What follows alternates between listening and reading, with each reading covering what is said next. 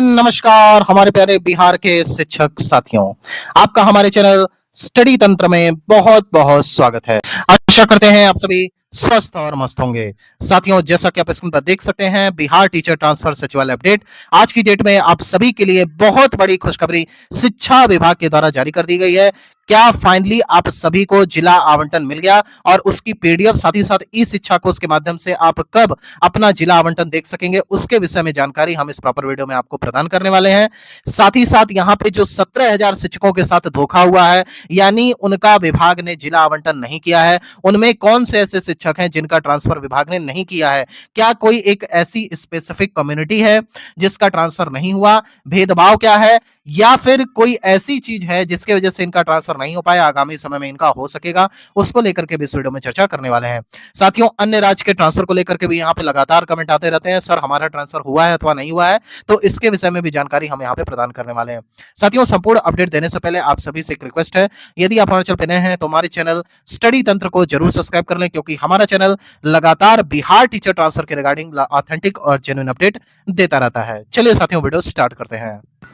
साथियों, वीडियो में आगे बढ़ने से पहले सर्वप्रथम आपको बताना चाहेंगे कि बहुत सारे शिक्षक साथी यहाँ पे लगातार कमेंट करते हैं। ये एक स्क्रीनशॉट वायरल हो रहा है जिसमें आप देख सकते हैं कि ग्रीवियांस के माध्यम से जिन्होंने अपना आवेदन दिया था, चाहे वह सेम जिला की बात कर लें और चाहे अंतर जिला के भी केस में, तो यहाँ आप देख सकते हैं कि ग्रीवियांस डाला गया था जिसमें एक्सपेक्टेड डेट 10 सितंबर दिया गया था, लेकिन अभी तक कुछ संज्ञान नहीं लिया गया है।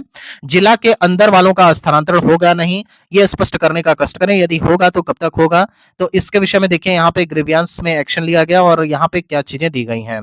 देखिए, 11 सितंबर को ग्रीवियांस रेस्ट किया गया था, उसके बाद यहाँ पे डिस्ट्रिक्ट एजुकेशन ऑफिसर कैमूर भगवा के द्वारा ये जानकारी प्राप्त हुई 19 सितंबर 2025 की डेट में। देखिए, यहाँ पे जो सबसे बड़ी खबर दी गई है कि बिहार विधानसभा चुनाव 2025 कार्य को देखते हुए चुनाव के बाद जिला स्थापना समिति की बैठक में निर्णय लिया जाएगा।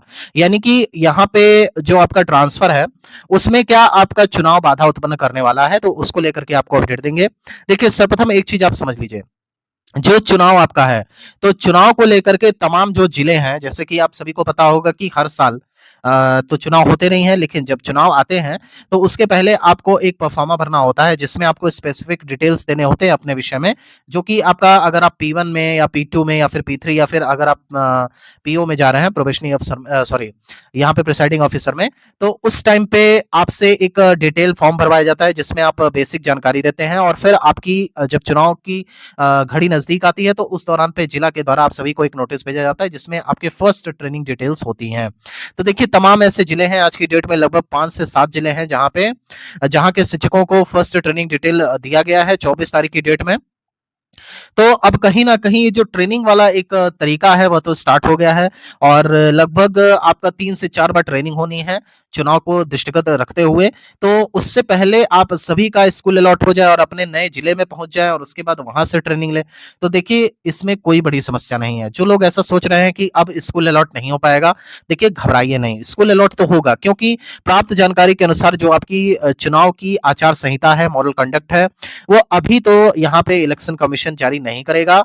सबसे पहले तो बात ये है कि त्योहार हैं, ठीक है? तो बिहार में त्योहार आपके स्टार्ट होने वाले हैं, छठ से लेकर के और दिवाली तक बम्पर यहाँ पे आपकी छुट्टी रहेगी और इस दौरान कोई भी आपका इलेक्शन कंडक्ट नहीं करवाया जा सकता, क्योंकि तमाम जो यहाँ पे प्रवासी होते हैं, जो बिहार से बाहर जाकर के जॉब करते हैं या फिर तमाम लोग इधर-उधर रहते हैं, वो आते हैं घर पर अपना फेस्टिवल्स को एन्जॉय करते हैं और उस समय आपका इलेक्शन करवाना ये कहीं से भी पॉसिबल नहीं है। जिसके तहत आप देख रहे होंगे कि अभी कुछ दिन पहले ही अपडेट आया था कि लगभग 30 सितंबर के बाद यहाँ पे जो आपका चुनाव आयोग है वो बिहार का दौरा करेगा और अलग-अलग जो पदाधिकारी होंगे अलग-अलग डिस्ट्रिक्ट्स में जाएंगे और स्पेसिफिक जानकारी को अपना इकट्ठा करेंगे और उसके बाद जो टोटल डिटेल है वो चुनाव ऑफिस जाएगी और उसके बाद कहीं ना कहीं आपकी आचार संहिता लगेगी।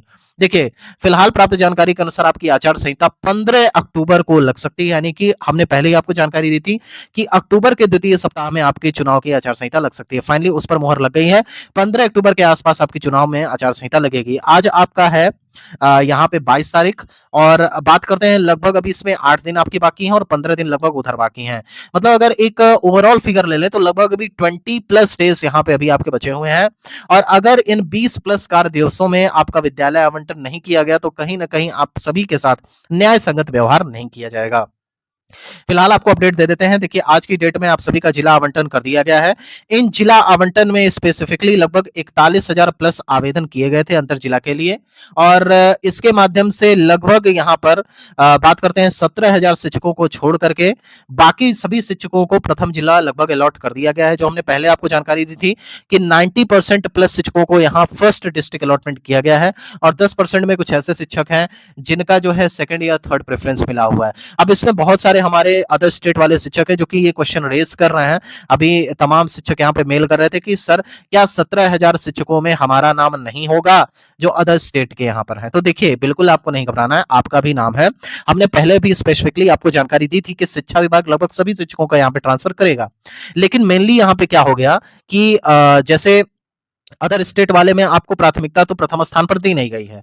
यहाँ पे जो जिले के मूल निवासी हैं, जैसे मान लीजिए कोई पश्चिमी चंपारण का रहने वाला है, तो पश्चिमी चंपारण के केस में उनको फर्स्ट यहाँ पे डिस्ट्रिक्ट अलॉटमेंट कर दिया गया प्रायोरिटी के बेसिस पे।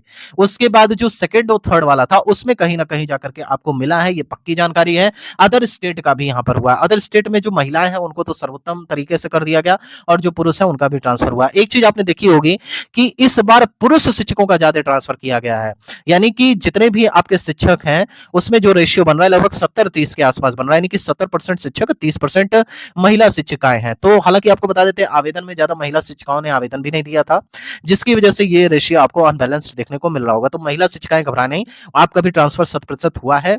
लेकिन चूंकि आपकी तरफ से फॉर्म ही कम डाले गए थे, 41,000 आवेदन में आपका मोटी मोटा मान करके चलिए लगभग यहाँ पर 12 से 13,000 के आसपास ही महिलाएं थी। तो उसी रेशियो में यहाँ पे आपका डिस्ट्रिक्ट अलॉट किया गया।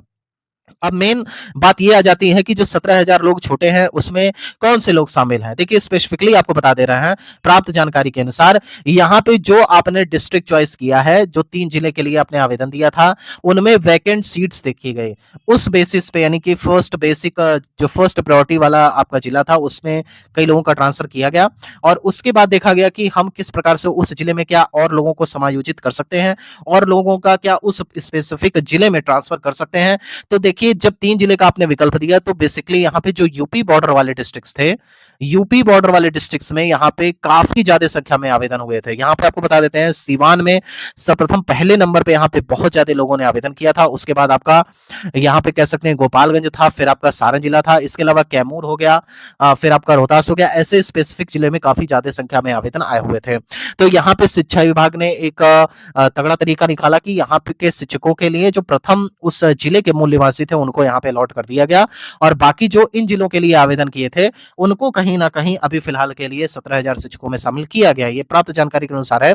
लेकिन यहाँ पे कई सारे ऐसे भी शिक्षक हैं, जैसे मान लीजिए कि अगर वह यूपी के ही निवासी हैं और उन्होंने थोड़ा-सा दूर जैसे कि मान लीजिए वैशाली अगर डाल दिया, तो वैशाली उनको अलॉट कर दिया गया है। यानी कि वैशाली में हाजीपुर वाला एरिया है, पटना के नज़दीक है 20 किलोमीटर के आसपास, तो यहाँ पे उनको अलॉट किया गया।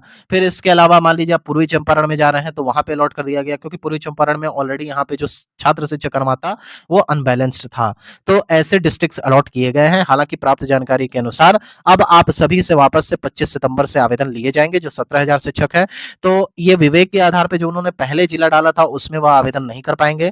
अगर वो करेंगे तो फिर से कहीं ना कहीं उनको निराशा हाथ लगेगी। इसलिए अभी उसको छोड़ करके जो अगल बगल वाले जिले हैं अपना देख लेंगे कहाँ से उनको आने में सही होगा, कहाँ से वो आराम से आवागमन कर सकते हैं, तो उसको दृष्टिगत रखते हुए अपना डालेंगे। तो यहाँ पे जितने भी शिक्षक हैं उनको हमारे चैनल की तरफ से ढेर सारी शुभकामनाएं प्रेषित करते हैं। प्राप्त जानकारी के अनुसार देर रात यहाँ पर एक पीडीएफ लिस्ट आ सकती है। साथ ही साथ आप ई शिक्षा कोष के माध्यम से अपना जिला आवंटन आज ही देख सकते हैं। इन केस अगर आप आज नहीं देख पाते हैं क्योंकि फीडिंग प्रक्रिया ऑलरेडी अपडेट हो चुकी है, हमने पहले आपको जानकारी दी थी और देखिए आज वो सच साबित हुआ। मान करके चलिए कि कल की डेट तक तो हर हाल में आपका आ जाएगा, लेकिन फिलहाल कोई भी लेटेस्ट अपडेट आएगी हमारे चैनल के द्वारा आपको जानकारी दे दी जाएगी। साथियों अब बात कर लेते हैं कि यहाँ पे अंतर जिला ट्रांसफर तो यहाँ पर हो गया, साथ ही साथ 17,000 शिक्षकों के विषय में भी हमने आपको बता दिया, अन्य राज्य का ट्रांसफर हुआ अथवा नहीं इसके विषय में भी जानकारी दे दी। लेकिन जिला आवंटन हो जाना ये बड़ी बात नहीं है, आपका स्कूल अलॉटमेंट हो जाना वो सबसे बड़ी बात है, तभी तो आप जाइएगा। तो क्या यह आगामी 1 सप्ताह से 2 सप्ताह में देखने को मिल सकता है? तो पक्की खबर है, यहाँ पे फाइनली जो लगभग यहाँ पर आपके अंतर जिला ट्रांसफर किए गए हैं उनमें जो है शिक्षकों का डेटा जो अलग अलग डिस्ट्रिक्ट्स हैं वहां पर ऑलरेडी भेज दिया गया था और ये काम लगभग 3 से 4 दिन पहले ही हो गया था। यानी कि अब आपका स्कूल अलॉटमेंट भी करा जा रहा है। प्राप्त जानकारी के अनुसार लगभग यहाँ पर 15 से लेकर के 20% शिक्षकों का स्कूल अलॉट कर भी दिया गया है। अब ये है कि जब तक 100% शिक्षकों का स्कूल अलॉटमेंट नहीं हो जाएगा तो आपको तो पब्लिक डोमेन में देखने को मिलेगा नहीं। तो प्राप्त जानकारी के अनुसार शिक्षा विभाग ने निर्देश दिया है, सरकार की तरफ से भी निर्देश दिया गया है तमाम डीओस को, डीपीओस को, डीएम्स को कि आप सभी लोग जल्द से जल्द स्कूल अलॉटमेंट कर दीजिए, क्योंकि कहीं ना कहीं ये सरकार की प्राथमिकता में है और ये आपका दायित्व है जल्द से जल्द इसे संपन्न करें। तो प्राप्त जानकारी के अनुसार ये जल्द ही आपका कंप्लीट हो जाएगा।